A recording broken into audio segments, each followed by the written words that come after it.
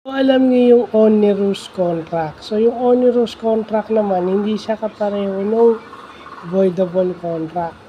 So, yung onerous, yun naman yung yung mas lamang yung kabilang partido kaysa doon sa kabila.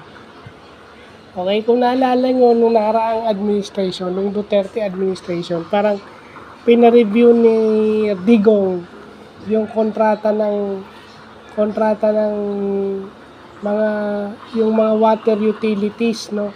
Kasi sinabi niya onerous yun. So, ang ibig sabihin ng onerous is mas lamang yung kabilang partido kaysa doon sa kabila.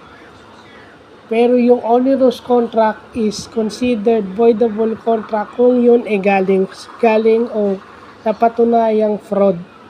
Kung yun ay may intent na manloko o mandaya, yung onerous contract is considered voidable contract din. Yan. So, may stipulation na nakalagay. So, again, yan dahil nagne-negosyo, may mga pinapasok na venture, ayan. So, importanteng malaman natin yan. So, yun lang po.